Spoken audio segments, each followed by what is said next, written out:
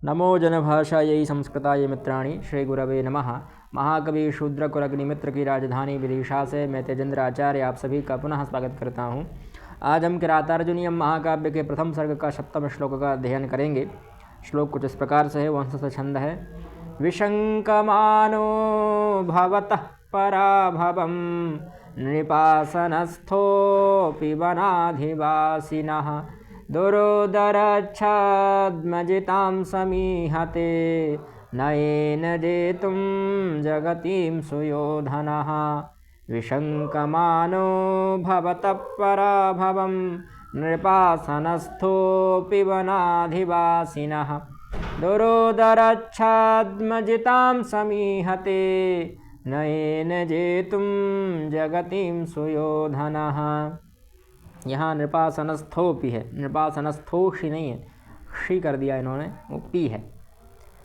कह रहे हैं कि जो नृपस्य आसन जो होती है उसको कहेंगे अब नृपासन, यानी राजा की आसन है ना। जो राजा का बैठने का स्थान है वही तो नृपासन है।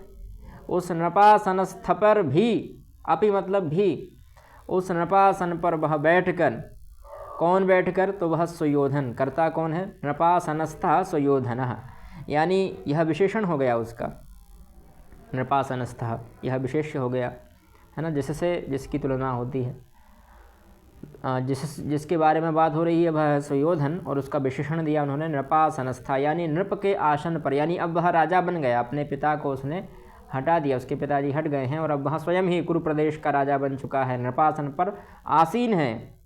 और वनाधिवासिनः, वन में कौन रह रहे हैं, वन में ये पांडव लोग रह रहे हैं। इन पांडववासी जो हैं, इन पांडववासियों से भवतः, यानी पांडव जो वनवासी लोग हैं, वन में निवास करने वाले, वन में निवास कौन कर रहे हैं, तो भवतः यानी आप, है ना। आप जो वनवासी हैं, यानी अभी वर्तमान में तो इनको वनवास ही मिला है ना, जुए में सब कुछ हार गए थे तो वनवास में ही बेचारे भटक रहे हैं। तो वनवासी लोग, जो आप जैसे वनवासी लोग हैं, उनसे पराभव, यानी यह पराजय के रूप में जो तिरस्कार है, उस तिरस्कार से विशंकमाना, विशिष्ट रूप से शंकित है। शंक धातु शंका करने अर्थ में, यानी विशेष रूप से जो शंकित है आपके पराभव से, आपकी पराजय से, कि आपके द्वारा कहीं वह पराजित ना हो जाए, है ना। ऐसी शंका लेकर कहाँ पर बैठा, कहाँ है, नृपासन पर बैठा है। और नृपासन पर बैठता हुआ वह दुर्योधन, जो वनवासी आप जैसे लोगों से बहुत ज़्यादा डार्क हो गया। हाँ, नृपासनस्था दुर्योधनः सुयोधनः, यहाँ भारवी ने उसको सुयोधन कहा है। दुर्योधन मतलब जिसको कठिनता से जीता जाए, और सुयोधन मतलब जिसको सुगमता से जीत लिया जाए, तो सुयोधन कहा उसके लिए, यानी उसको कमज़ोर ही समझते हैं भारवी तो, है ना। मूल नाम तो दुर्योधन ही है उसका। और वह नृपासनस्थ दुर्योधन अथवा सुयोधन, जो भी कहना चाहें, और वनाधिवासिनः भवतः पराभवं विशंकमानः, वह आपके द्वारा आप पराजय की आशंका करता है कि कहीं मेरी पराजय ना हो जाए, कहीं मेरी हार ना हो जाए।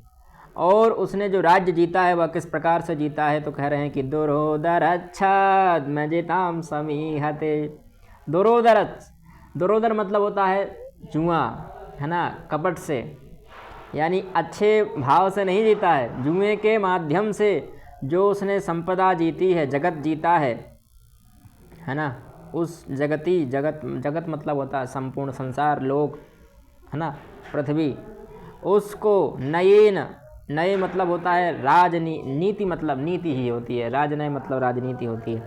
नए शब्द है, उसका तृतीया का रूप है नयन, जैसे रामायण बनता है तो वहाँ तो नकार हो जाता है, यहाँ नकार ही है। नयन मतलब नीति के द्वारा, क्या कहेंगे, धर्म के द्वारा, जेतुम मतलब जीतने के लिए, समीहते मतलब चाहता है, ईह नातु जो है चाहने अर्थ में है, यानी वह अब जो है उस राज्य को, उस प्रदेश को, जिस कुरु प्रदेश को वह दुरोदर से जीता है, उसने बुरे भाव से, जुए से और कपट से जिस राज्य को जीता था, अब उसको नए के द्वारा, नीति के द्वारा, अच्छे कानूनों के द्वारा, धर्म के द्वारा वह जीतना चाहता है। नए मतलब नीति ही होती है, राजनीति नहीं होती। राजनय अगर हम कहें राजनय तो राजनयन हो जाएगा, है ना। यानी अब अच्छे प्रकार की नीतियों से, पहले जो उसके पिताश्री ने मान लीजिए कुछ अगर गलत किया होगा तो उसको अच्छे प्रकार से भली भांति कर रहा है। इसमें बताएंगे भी कि वो अपने भाई में भी यह नहीं देखता कि ये मेरा भाई है, उसको भी बराबर दंड देता है, क्योंकि उसका शत्रु कौन है? युधिष्ठिर है। इसीलिए वरम विरोधोपि समम महात्मा भी, यानी महात्माओं से विरोध करने में भी भलाई होती है। अच्छे लोगों से विरोध भी करेंगे आप तो उसमें आपका ही भला है, क्योंकि उसका जो शत्रु है वो युधिष्ठिर जैसा धर्मज्ञ, धर्मनिष्ठ, धर्मपालक राजा से उसका विरोध है। इसलिए वह भी धर्मनिष्ठ होने की जुगाड़ में है कि मैं भी धर्मनिष्ठ हो जाऊं।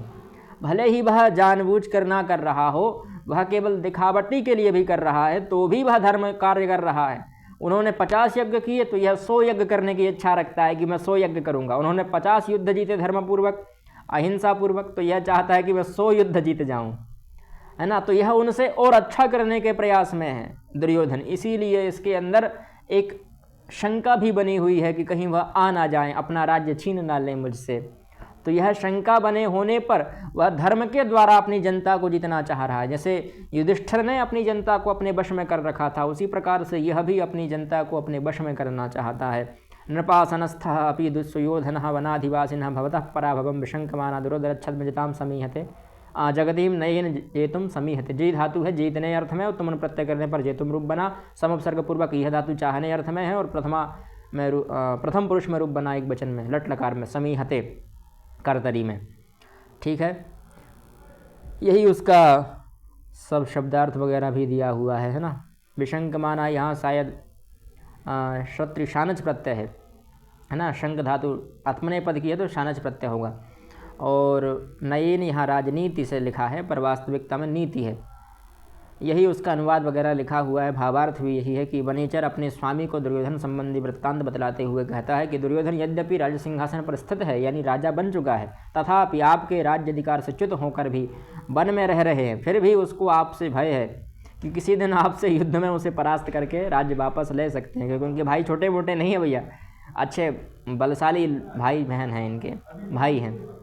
दुर्योधन इसीलिए डरा हुआ है, कहीं अर्जुन ना आ जाए, कहीं भीम ना आ जाए, कहीं सहदेव नकुल ना आ जाए।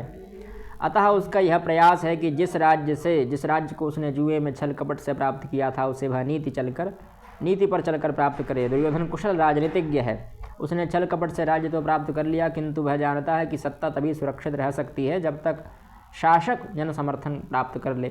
तो शासक, अब जो राजा है दुर्योधन, वह जन समर्थन प्राप्त करने के जुगाड़ में है और अपने बंधुजन, अमात्य वर्ग तथा प्रजा को संतुष्ट रखकर अपनी छवि सुधारना चाहता है। और किरात ने इसी नीति कौशल का उसका उल्लेख किया है। यह संस्कृत व्याख्यान दिया है। दुरोदरो द्यूतकारे पणे द्यूते दुरोदरम इत्यमरः, यह अमर कोश में दुरोदर के पर्याय दिए हैं, द्यूत के, जुए के। अक्षोदुरम दुरोदरम प्रोक्तम, ये हलायुध में, हलायुध कोश में दिया है। जगती विष्टपे महियाम वास्तुच्छंदो विशेषयो, ये वैजयंती कोश में दिया है ना, जगती के लिए, संसार के लिए। और पराभव परिभव परिभूति पराजय, यह अमर कोश में दिया है, पराजय के पर्यायवाची। कैतवम तु छले द्यूते कैतवः कितवे रिपौ, यह छद्म षाड्यपदेशेति मेदनी, ये मेदिनी कोश में दिया है, छल के पर्यायवाची। ठीक है। अलंकार दुरोदरच्छद्मजिताम विशेषण पद द्वारा नयेन जेतुम के हेतु रूप में कथन से काव्यलिंग अलंकार है। यानी यहाँ स्पष्ट कर दिया गया है कि जिसका हेतु क्या है, हेतु का लिंग बता दिया गया है, इसीलिए यहाँ पर काव्यलिंग अलंकार है। हेतु और वाक्य पदार्थत्वे काव्यलिंगम उदाहृतम, है ना। ये काव्य प्रकाश में दिया कि जहाँ लिंग बता दिया जाए हेतु का, किस हेतु से कार्य हो रहा है। जैसे दुरोधर से जीती है तो अब उसको नए मतलब अच्छे प्रकार से जीतने की इच्छा रखता है, यहाँ हेतु बता दिया उसको कि जो उसने छल से जीती थी अब उसको बुद्धि से जीतने का प्रयास कर रहा है, नीति से जीतने का प्रयास कर रहा है। ठीक। नृपस्य आसनम नृपासनम षष्ठी तत्पुरुष समास है, तस्मिन उस पर जो बैठता है, तिष्ठति इति, जो उस पर बैठता है वह नृपासनस्था, और यहाँ उपपद तत्पुरुष समास है, नृपासनस्था और का प्रत्यय हुआ कर्तरी अर्थ में। सुयोधन सुखेन युध्यते इति सुयोधनः, जिसको सुखपूर्वक जीता जाता है ना। आज सुखपूर्वक जो लड़ता है उसको भी कह सकते हैं युध्यते, युद्ध धातु लड़ने अर्थ में है। और सुयुद्ध, युज प्रत्यय करने पर कर्तरी में सुयोधन रूप बनता है। आस्यते इति आसनम, यह जिस पर हम बैठते हैं वह आसन होती है, आस में लुट प्रत्यय करने पर। वनाधिवासिनः वनम अधिवसति, जो वन में निवास करते हैं वह वनाधिवासी होते हैं, है ना। निर्णय प्रत्यय करने पर वनाधिवासिन रूप बना और वनाधिवासिना बहुवचन हो गया उसका, है ना। तस्मात, उससे, यानी उपपद षष्ठी तत्पुरुष समास, उपपद तत्पुरुष समास है यहाँ भी। पराभवम पराभू, अब भावेतम प्रत्यय हो गया। दुरोदर छद्मजताम, यहाँ भी समास कर दिया इन्होंने, अच्छा लंबा तत्पुरुष समास है। दुरोदर से छदम यदि दुरोदर छदस छदम, और तेन जताम, उसके द्वारा जो जीती गई है उसको कहेंगे दुरोदर छद्म जताम। समीहते सम उपसर्ग पूर्वक, यह धातु लट लकार आते पद, यही रूप मैंने बताया था। नयन नी उपसर्ग पूर्वक अच प्रत्यय करने पर नयन रूप बना, अच्छा नए रूप बना, और उसमें तृतीया का रूप बना नयन, है ना, तेन, उसके द्वारा।